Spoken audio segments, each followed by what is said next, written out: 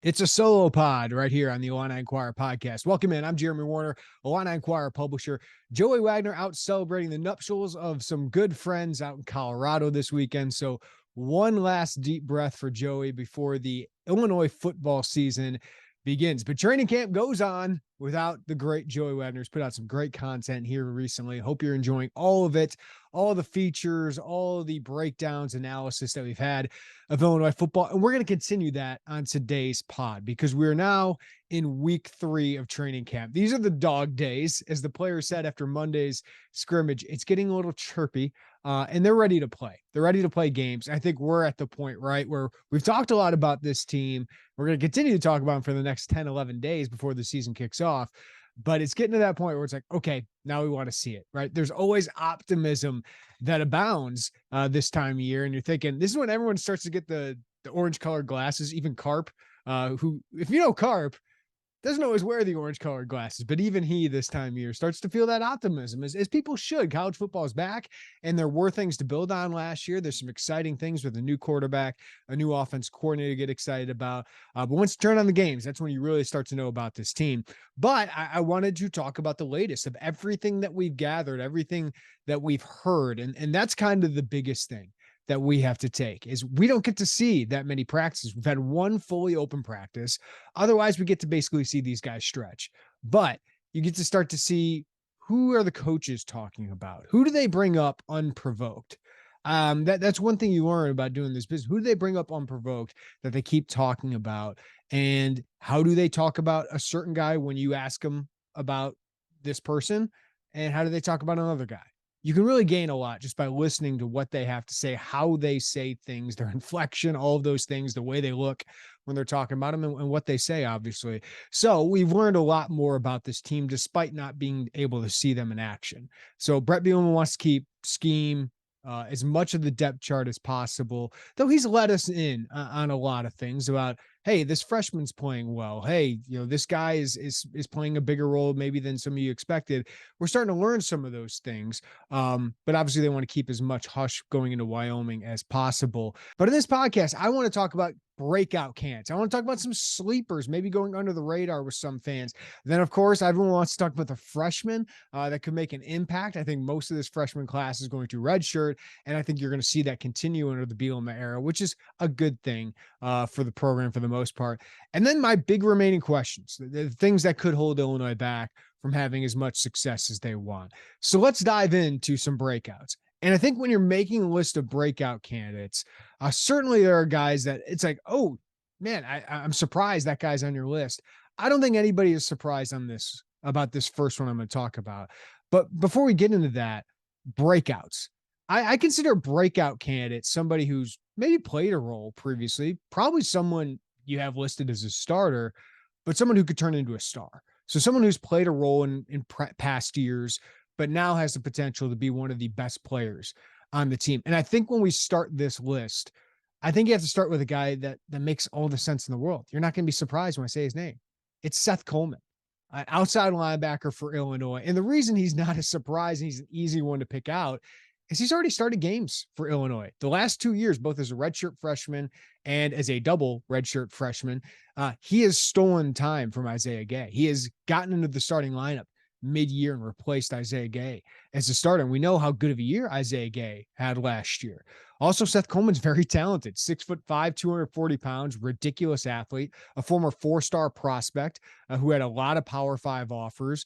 But 24/7 Sports had him as a 4-star top 300 prospect out of Florida when he was a prospect. So I don't think anybody's surprised that Seth Coleman could be a star, but now it is his time because the opportunity is here. Owen Carney is gone. Isaiah Gay is gone. And remember, Seth Coleman showed enough the last couple of years that he replaced Isaiah Gay, and he was productive in a small sample size. But Seth Coleman had an ankle injury last year. And then, as Kevin Kane told us, he got Wally pipped, right? People that don't know, Wally Pipp was the Yankees starting first baseman, really good hitter, before Lou Gehrig came in after he got hurt, missed one day. Lou Gehrig came in, and the rest is history. Lou Gehrig's a Hall of Famer. Wally Pipp gets known for getting benched by Lou Gehrig, right? And he was a good player before that. But Seth Coleman is a great athlete. He was high impact in a small sample size last year. I think people might not remember, but he had a forced fumble recovery on the same play in one of his starts last year. He's got really long arms. He's longer than Isaiah Gay. He's longer than Owen Carney, and he can really get into passing lanes. And Illinois hasn't had that kind of edge presence probably since Bobby Roundtree played. Jihad Ward did a great job just because he's so long. They're 6'5", 6'6", right? Those guys, they can get into passing lanes and potentially stop a big play from happening at the line of scrimmage. And then he's just got the ability to bend, the ability to have that kind of burst at his size. I think he's going to be the top edge rusher for Illinois. So that's not a big surprise. No one should be surprised I'm saying Seth Coleman there, but I think we have to mention him there.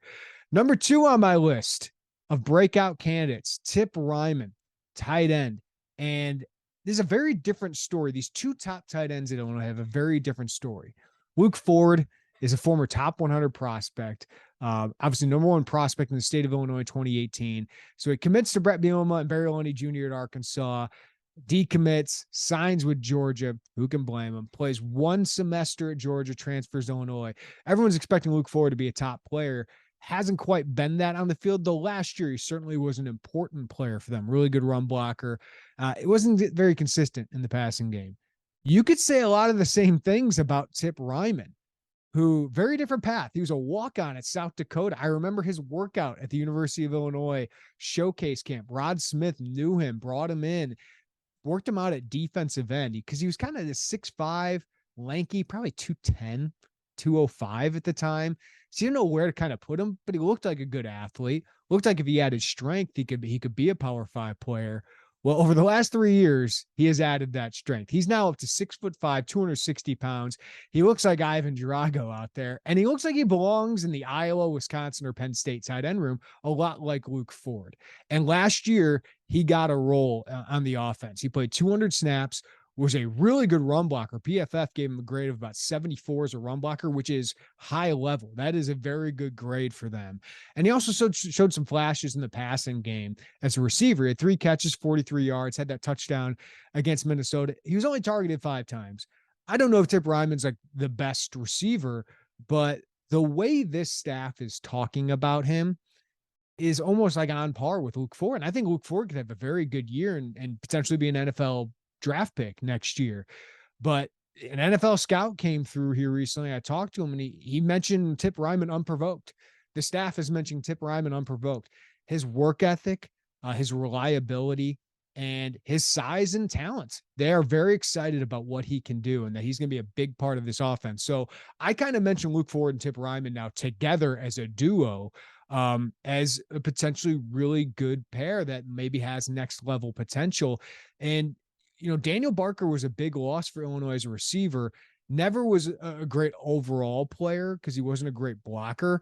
But the way the staff talks about this tight end room, including with Michael Marquez potentially as that third option, they don't talk about like they've lost a lot. And you know, the size they have, I think Illinois is really excited about what Tip Ryman can do in this offense. All right, my next breakout candidate. Is it time? Is it finally here? Is the Calvin Avery breakthrough finally here? The way the staff's talking about him, potentially. And it's only a long time coming, right? Calvin Avery, one of the best recruiting gets Lovie Smith got in the class of 2018, 4-star prospect, chose Illinois over TCU, a bunch of Power 5 offers. But the one thing we've heard about Calvin, and it's kind of weird that we talk about this that much with one player, but it's true because both staffs have brought this up consistently.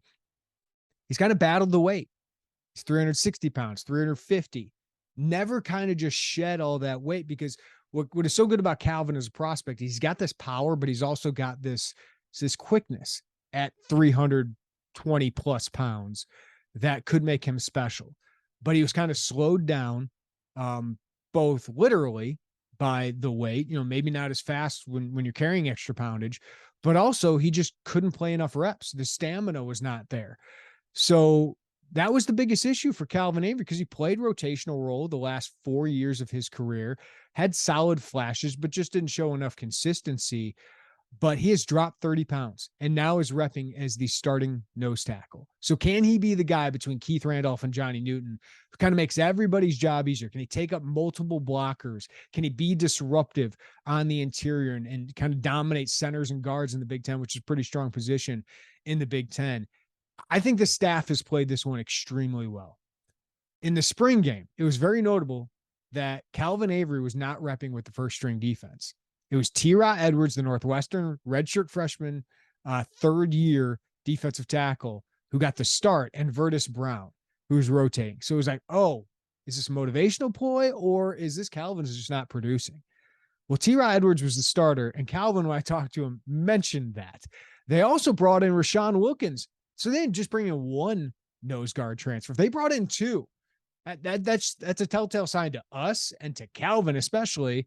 Hey, we're not relying on you. So if you want to play, you got to outplay these guys. And the way he responded, losing 30 pounds, seemingly holding on to the nose tackle spot, regaining maybe that first string spot, I think they played that well. And I think Brett Bielema has motivated him well because, Brett is a straight shooter, especially with his players.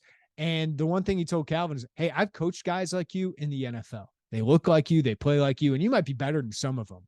But the one thing, those guys chose to be NFL players. They put in the work. They were consistent enough to turn into NFL prospects. And I think that motivates Calvin. And the other thing that motivates Calvin is it's natural. This is last year.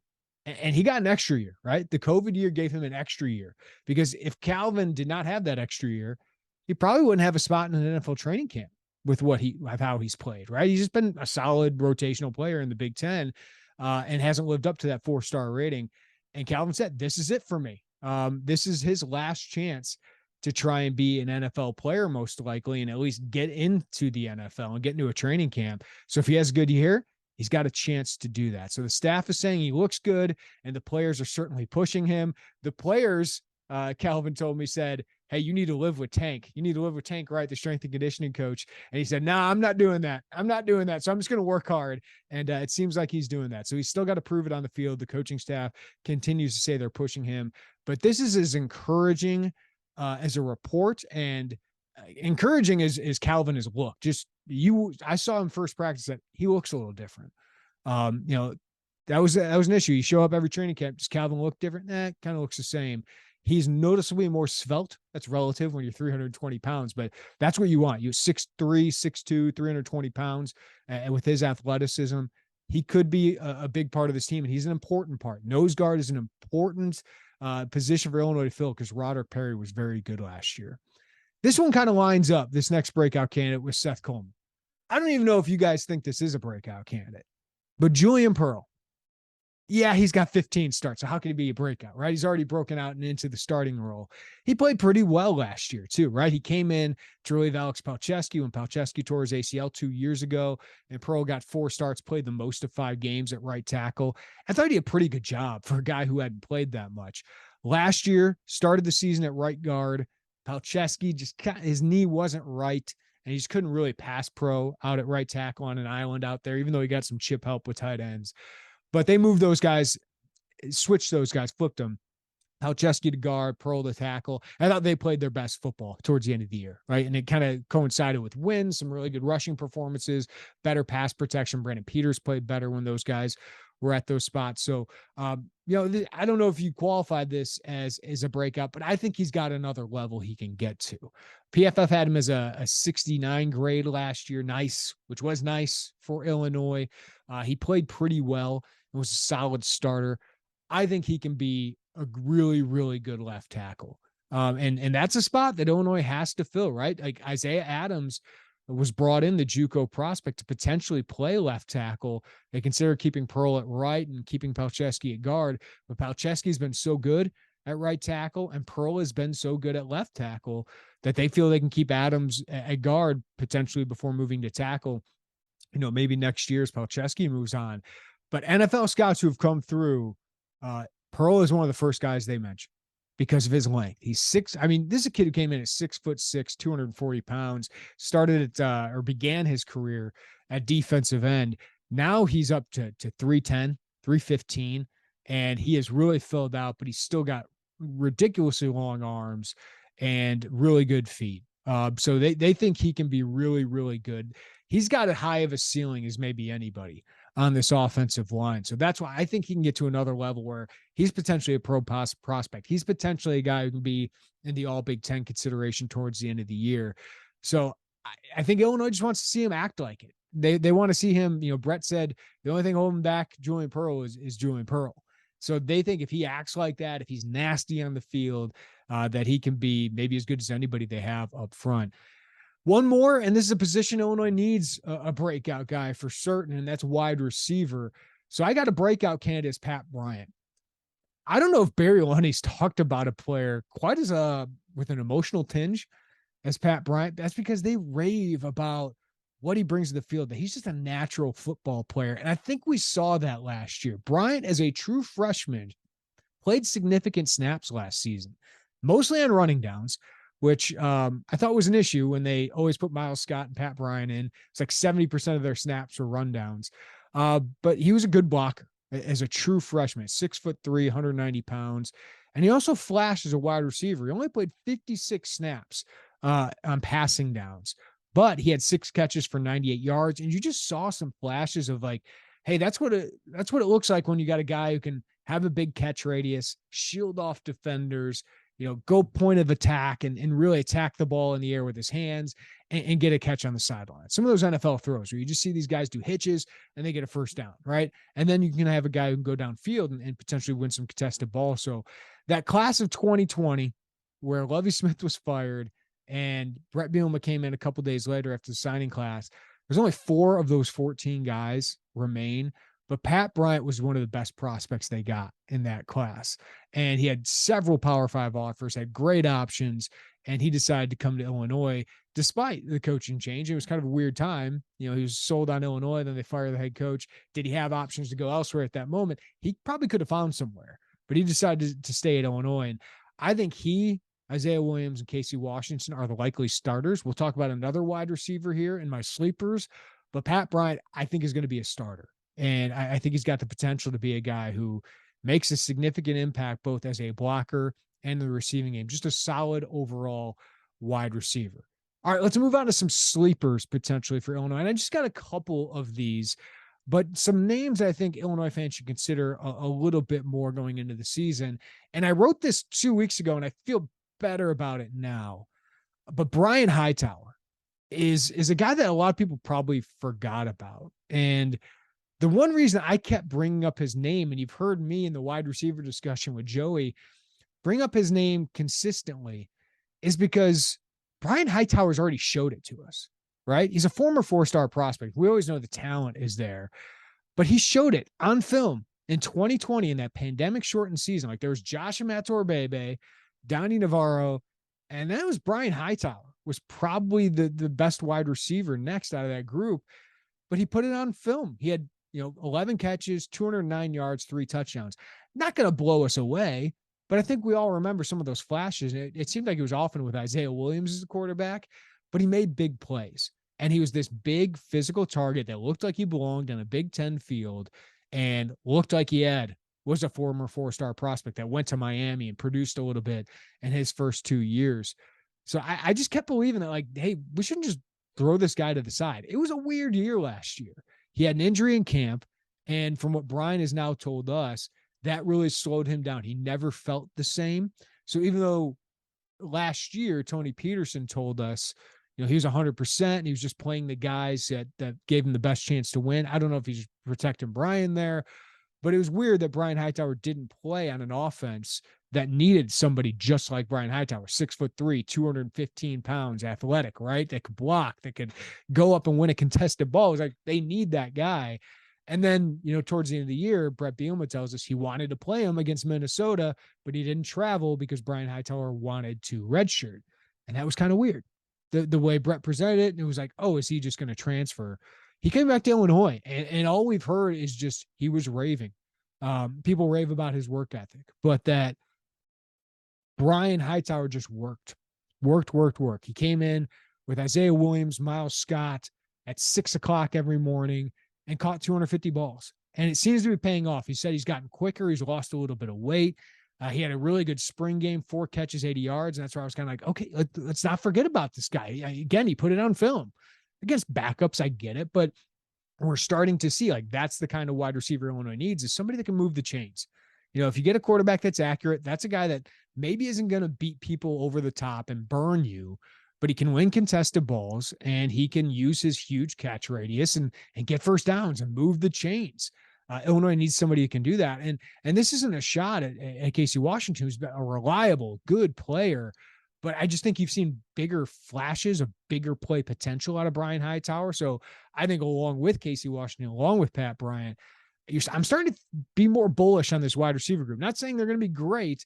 I think Isaiah Williams can be great, but with Washington, Bryant, Hightower, I'm starting to think they have enough. There's enough talent there. And we'll talk about a freshman who can make an impact as well. But Bryant Hightower, Casey Washington, Pat Bryant, could they all combine for 50, 60 catches this year for 700 or 800 yards? I don't see why not. I think there's enough talent to be able to do that if you have a good quarterback and you got a good play caller. And we'll see if Illinois has those things, but I'm more bullish on those than I was last year as well. Another guy I don't think we should forget because he's been out most of training camp, but he should be able to practice later this week is T-Rod Edwards. I mentioned he started the spring game at nose tackle. He earned that, according to the staff. He's not as big and maybe as talented as Calvin Avery, Vertus Brown, that's for sure. But they rave about, especially Terrence Jameson, raves about his work ethic. He's a blue-collar guy. His motor is really good. And he's a big dude at 6'1", 6'2", 300-plus pounds. But the way they talk about him is, I wouldn't be surprised if he's the number 2 defensive nose tackle. I would not be surprised at that. Rashawn Wilkins is certainly working in there. Has had all training camp. Vertus Brown is still very talented, but it's just the way Terrence Jameson talks about T-Raw is that he trusts him and that he thinks he can be reliable in the middle of that defense. So if Calvin Avery struggles or, maybe Rashawn Wilkins or Vertus Brown aren't quite as reliable, I think T-Raw Edwards can be an important rotational piece of this defense. Another guy I want to mention, kind of like Bryant Hightower, because I feel like last year maybe wasn't as good as some people were considering, is Reggie Love at running back. And it's going to be hard for Reggie Love to find carries because Chase Brown is a star in the Big Ten, because Josh McCray could be a star in the Big Ten, had one of the best freshman rushing seasons we've seen, and he really did it in about 3 games. But you're probably going to have an injury at some point, right? At running back. And we were talking about last year at this point, is Reggie Love the number 2 back? Is he the number 3 back? Is Mike Epstein going to be healthy? We weren't even talking about Josh McCray as an impact guy. So I just think at some point, if a running back gets hurt, I don't think we should forget Reggie Love, who has a really good overall skill set. I think he's got some quickness and some juke ability, but also some size to him. So I just think he's a solid all-around running back prospect. He was a top 500 prospect out of Trinity Catholic, and he's just dealt with some injuries, and he's finally healthy. So Aiden Lawfrey, will get into him as a freshman, brings a different dynamic to the running back room. But Reggie Love's a veteran, and I just wouldn't be surprised at some point if there's a game or two where he has an impact. And I just think he's someone that we shouldn't forget about, kind of like Bryant Hightower, because the talent is certainly there. All right, everyone wants to know which freshman is going to arrive, which freshman is going to make a big impact. And I think we're at the point of this program, and some of it's a credit to Lovie Smith and his, recruiting classes of 2019 and 2018, and the COVID rule, more importantly, that Illinois isn't going to have to rely on freshmen here. But I think Illinois is going to be able to redshirt a lot of this class, yet there are still guys who are going to make an impact. And one of the fun parts about training camp, being able to cover it and see it, is that you get freshmen that emerge kind of out of nowhere. Mike Dudek being a big one of those. Alex Palczewski starting as a true freshman was a pretty big shock when he came in here. But there's always a guy who emerges or two that emerge, and you're like, oh, that's kind of a surprise. And while we haven't been able to see camp, when we did see a full practice, one of the biggest things we saw was Matthew Bailey repping with the first string. Now, part of that was because Sidney Brown was sitting out with a precautionary thing, but Matthew Bailey with the first string was a shocker, because Matthew Bailey, before he committed to Illinois, was a 2-star prospect with only FCS offers. Now he's repping with the second string. This is the fun part, right? this is where recruiting is fun, right? And he goes from a poor workout in June of 2021 to potentially one injury away from starting for Illinois as a true freshman. And people around the program are calling him Sid 2.0. And that's a reference to Sidney Brown, who's taken Matthew Bailey under his wing, but they rave about Matthew Bailey's intelligence. He's a hard hitter. He's competitive in off-season workouts and in practice, and he doesn't lack for confidence, which is pretty amazing given that he struggled in his workout when he originally worked out, but Illinois hung in there. Pat Embleton and Pat Ryan, director of high school relations, and Ryan Walters really evaluated him going into his fall year, evaluated him throughout the year. Ryan Walters went and saw him for a workout and said, what are we doing? We need to offer this kid. And credit to Illinois, they did. They signed him, one of the last signees of this class. And he's 6'2". He's longer than Brown, but kind of looks like him in the way that he plays. And he's going to be in the 2 deep ahead of Prince Green, who had some buzz going into the spring. So Matthew Bailey, one of the fun parts of recruiting where it's like, oh, those guys who go under the radar doesn't mean they're not good. And Matthew Bailey certainly looks like he's going to be, at least for the long term, better than what the recruiting rankings said, and maybe in the short term makes an impact. This one's unsurprising, but another freshman to watch is Gabe Bacchus.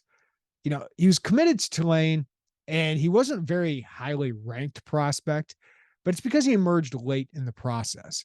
And to me, when Illinois got him, and they got him over Tennessee, they got him over some others, he to me looked as good of a prospect as Jared Beatty, and I'm really high on Jared Beatty for the long term as well. He's just dealt with injuries, but this is a guy that I think top 700 prospects in the country should be 4 stars. And Gabe Bacchus to me is a 4-star caliber prospect. I mean, just look at him. He came in for his visit, and Joey Wagner asked me, is that a transfer? I said, no, that's Gabe Bacchus. He's 6'3", 260 pounds. He can do a backflip. So he's got athleticism. He's a 2-time state wrestling champ. So he's got that kind of thing going for him. And he's a football player, especially with offensive linemen, defensive linemen. You love guys that know how to use their hands like that. But more importantly, I think with wrestling is the competitiveness that you have to be good at that sport, the nastiness, the toughness you have to be great at that sport. This is a 2-time state champion at a high division in Florida. So, I'm high on Gabe Bacchus, and so is this staff. He just needs to learn the game more, but I think he's in the 2 deep, along with Seth Coleman, Ezekiel Holmes, and Alec Bryant. And Brett Bielema told us the other day that 2 freshmen on defense who are most likely to make an impact are Matthew Bailey and Gabe Bacchus. So let's flip to the offensive side of the ball. Where Illinois, you're not going to count on true freshmen to make an impact on the offensive line. And certainly, if you are, that's a problem, just because 18-year-old offensive linemen going up against 21-year-old, 22-year-old defensive linemen in the Big Ten is not set up for success. So those guys, the 5 freshmen on the offensive line, should all redshirt. Maybe one, Hunter Whitenack or Joey Okel, maybe eventually could get into the 2 deep, but I don't see any of those guys playing significant snaps this season. But you do need some playmakers. And the only thing holding back, I think, Sean Miller from potentially being in the wide receiver rotation has been a collarbone injury that he had in the spring that slowed him down. But I think we always had Sean Miller pegged as somebody who can make an immediate impact. He's a highly ranked prospect, chose Illinois over many Power 5 offers. Michigan State was in the mix, West Virginia, Arizona, some good Power 5 programs. And he went to IMG Academy, and he early enrolled. Those all suggested he can make an early impact. Plus, he's very talented, and he's built. He's 6'1", 6'2", 6'1", probably 190 pounds. So he's not as skinny as some of the freshmen, Ashton Hollins, Ian Pugh are, and not as small as maybe a guy like Hank Beatty, though all those guys have shown encouraging things. And I think if there's an injury at slot, I think Hank Beatty could be in the mix for some significant reps as well. But Sean Miller had the collarbone slow him down, but he's gotten back into practice. He's now full go.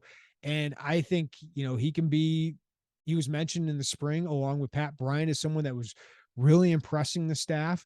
And now with Hightower emerging, maybe there's not as big of a need. Jonah Morris has come in, the 7th-year guy who's at Northern Colorado last year, before that at Akron and Indiana. So that may mitigate the need for Sean Miller right away. And maybe Miller needs more practice. Maybe he's more of a guy who's mid-year, who can make an impact because the injury slowed him down a little bit.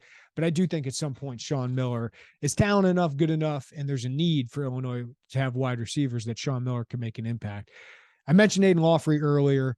Obviously, Chase Brown and Josh McCray are the top two running backs. I do think Reggie Love can be in that mix. I should mention Chase Hayden as a guy who's got experience. But Aiden Lawfrey's just different than all those guys because he's got that greasy, lightning fast speed at 5'11", 200 pounds. I think he's got that Jakari Norwood role potentially where he can kind of be that speed threat. Maybe a guy who can be in a gadget role. He could impact a return game at some point this season, though I think that's Isaiah Williams this year. Maybe down the line, it's more Aiden Lawfrey on kick returns and all that. The one thing that has held Aiden Lawfrey back has been soft tissue injuries. He had an injury as a junior in the COVID-shortened year.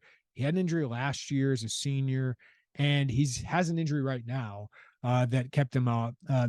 Brett Bielema didn't seem too concerned about, but it was a soft tissue. But it's just something that he's dealt with. So that's my only concern with him. Otherwise, he's got the speed. He's got the size.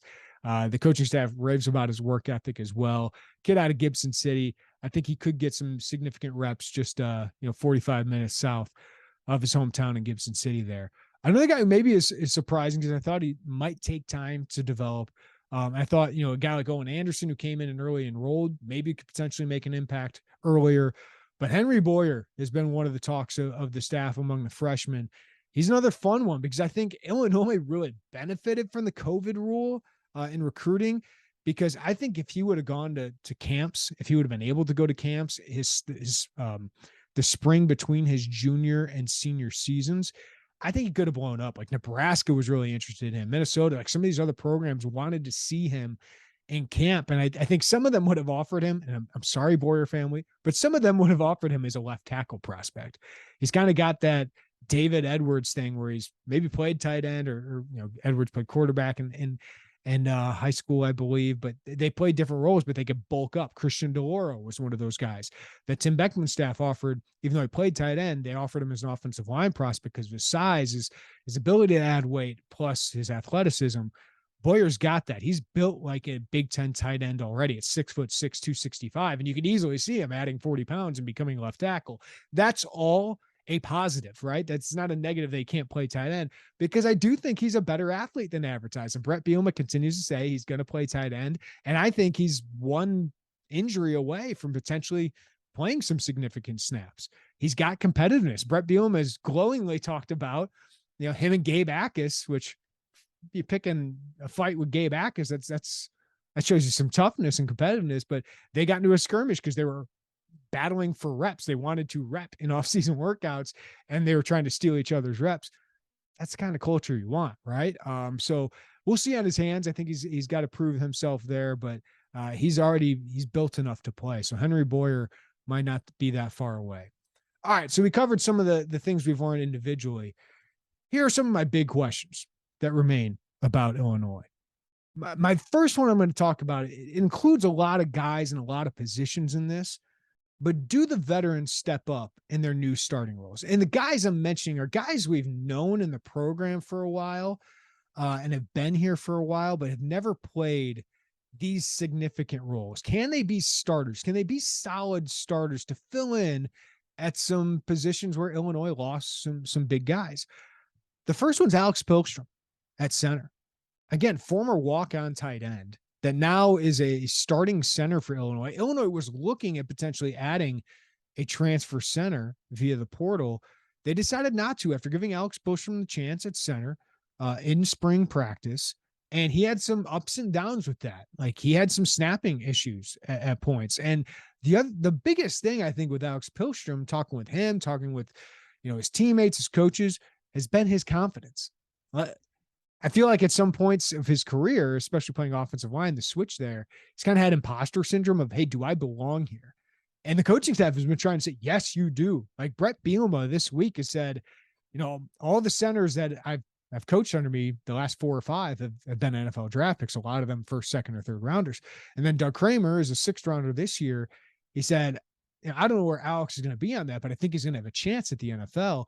I think it's just if he believes it, if he's confident enough. And that's an important position in the offense, to be a leader, to be the vocal leader, to be making the checks and calls and protections, all of that. And it seems like Alex Palczewski is the alpha male in that room. but that Pihlstrom is starting to step up as a leader as well. And they all respect him, but he's still got to prove it, right? Can he be the solid center they need for 1 year there? That's still a big question that I think we can only get answered once the season comes along, because he's going to be going up against the behemoths in the Big Ten. I mean, think about playing a Wisconsin nose guard. That's not easy. Purdue's had some good ones here recently as well.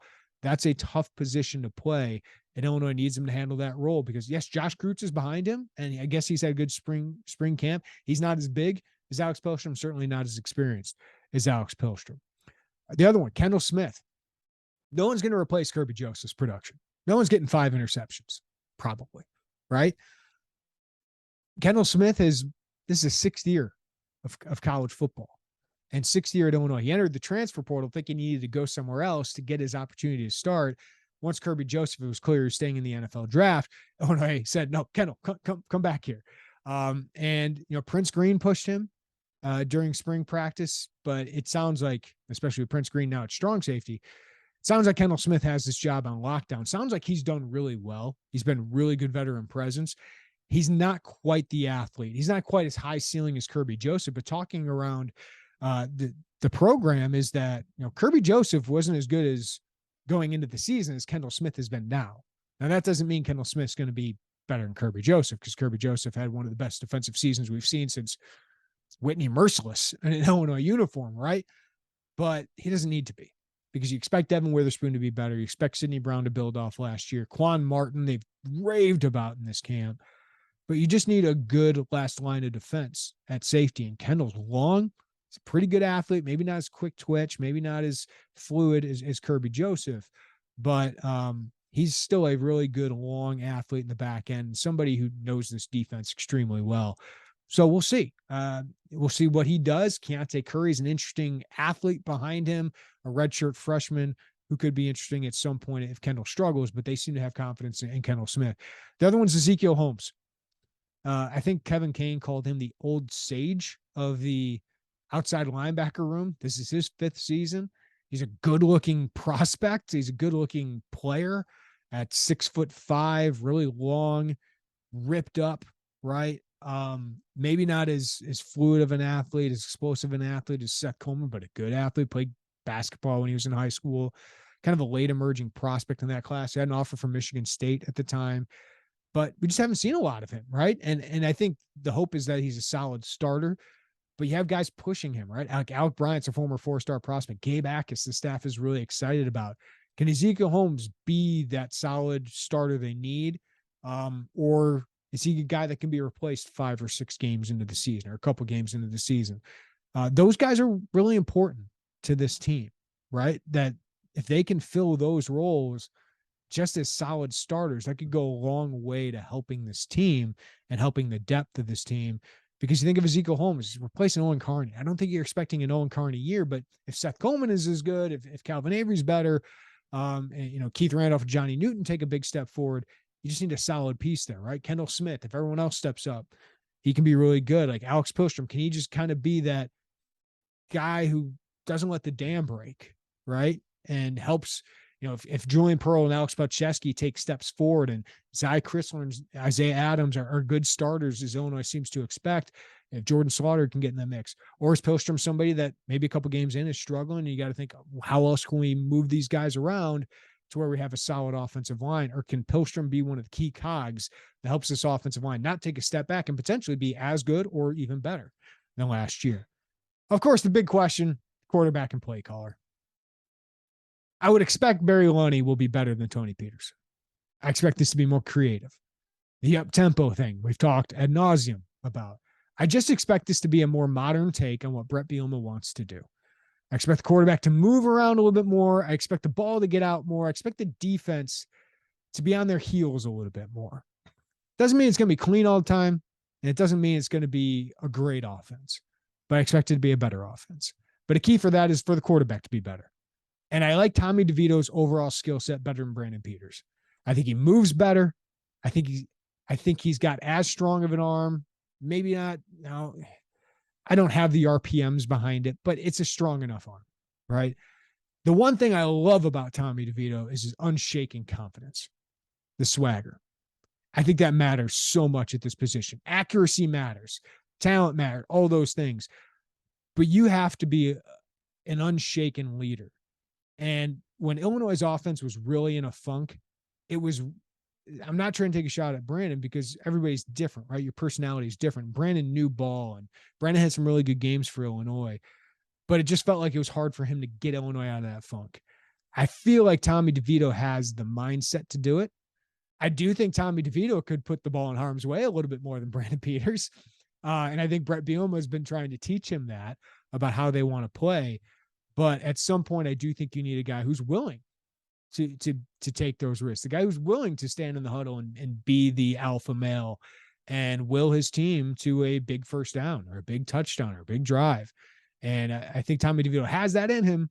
Now we got to see it, and we got to see it with this play caller. I'm more bullish on those two things than I was at this time last year about the quarterback and the play caller. But again, we got to see it. Depth. It's always an issue for Illinois football. That's a recruiting thing.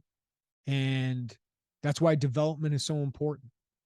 And some of the pieces that we're going to talk about for depth are unproven pieces, but that this staff seems to be betting on, right? Isaac Darkangelo is the main backup linebacker. I think we're confident Calvin Hart Jr. and Tariq Barnes are Big Ten quality linebackers that can be really good. Tariq Barnes had a fantastic year last year. CJ Hart had a fantastic 3 quarters. Talked all about that in our linebacker preview. But if one of those guys gets hurt, is Darkangelo the Big Ten quality linebacker that this staff is talking about him like, right? He earned a scholarship last year. He told me he wasn't on scholarship yet this year, but it seems like he would be if they're talking about him as a starting linebacker quality. Like he's their 3rd starting linebacker. They usually only play 2 at a time, by the way. But if he can be that, that's huge for depth because they needed depth last year when Kalen Tolson and Tariq Barnes stepped into starting roles when Hart and Hansen got hurt. Whoever's behind Johnny Newton and Keith Randolph, what if one of those guys gets hurt? Is Jamal Woods, can he stay healthy enough is the main question for him, but can he be productive? Vertus Brown and Rashawn Wilkins have been practicing at nose guard. So I think nose guard, you actually feel good about depth. You're just wondering if you got the starter there. But Bryce Barnes is a guy they're talking about is starter quality potentially, a guy who's competing for a starting spot. He's not going to beat out Randolph or Newton. But if one of those guys gets hurt, can you compete in the Big Ten?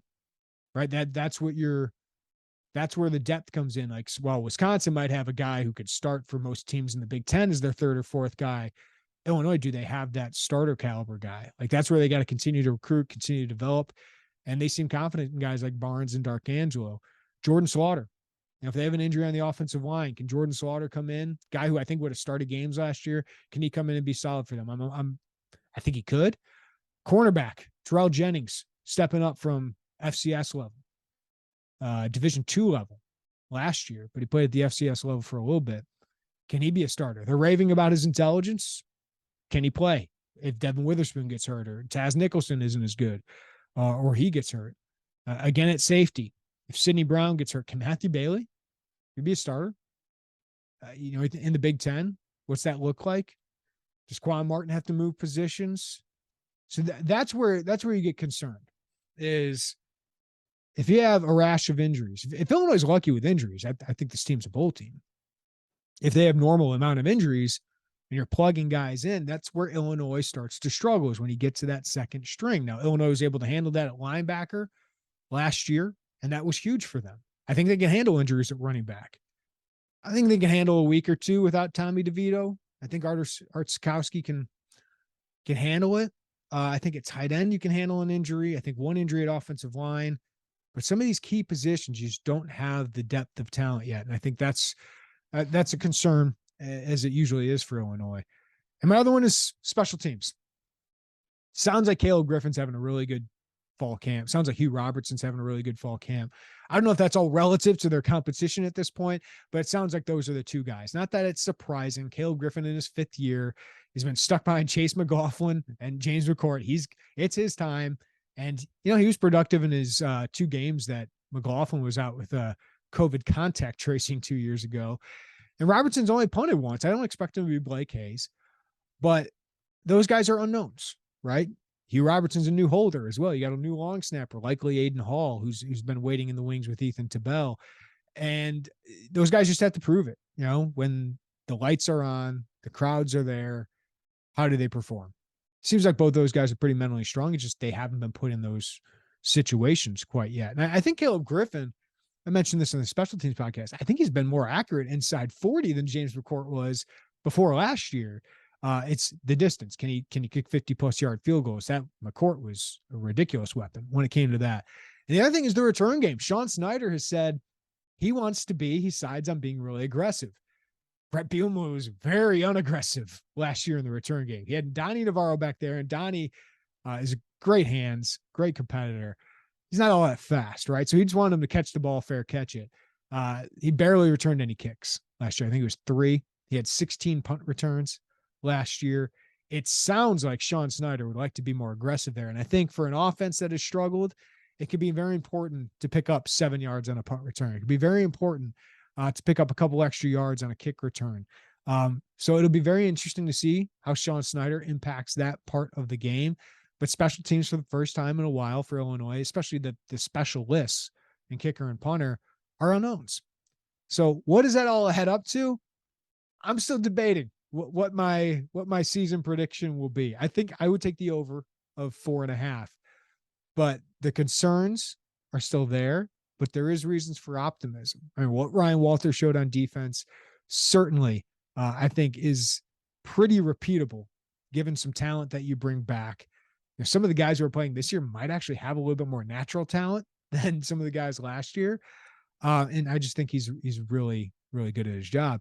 And then Barry Lunny, I mean, Tony Peterson, everyone's excited about a new offense coordinator. You heard some of those things last year, but the way they talk about Barry Lunny is different. And just the way the players talk about Tommy DeVito and some of the swagger, I just think might be some more mistakes. Can you have a lot of turnovers? I think that's something they're working on with him. But there's reasons for optimism there, as there always are. There always is reasons for optimism at this time of year. That's why I'm just looking forward to actually seeing a game against Wyoming, who lost a lot of talent to the transfer portal, but against a really good coach and Craig Bull, that if you make mistakes against them, it could end up being a game. And that's the interesting part about the inexperience on this team is, that inexperience usually leads to mistakes, but you do have many older guys on this team as well. It's just an interesting year. And then the dynamic of Indiana with new coordinators, their week 1 game, your second game of the year. It's going to be a fascinating dynamic. We're going to get to know a lot about this team in just a couple weeks. We're just about 10, 11 days from actually seeing this team on the field. Thank you, as always, for listening to the Illini Inquirer podcast. We appreciate you guys. Give us a follow, rating, review, wherever you get your podcast. We appreciate that. And check us out, as always, on our YouTube page. We're putting about a bunch of interviews with the freshmen. We tried to talk to as many as possible during media day. You get to know their personalities a little bit about their stories, and they're just quick hitters, 2 minutes, 3 minutes, 4 minutes most with these freshmen. But it's good to get to know some of those guys that are coming into the program, get to know them as people, and get to see some of their faces before they put the helmets on this fall. So go check that out on our YouTube page. Just search Illini Inquirer. All right, everybody have a great day. Take care of each other, and we'll talk to you next time on the Illini Inquirer podcast.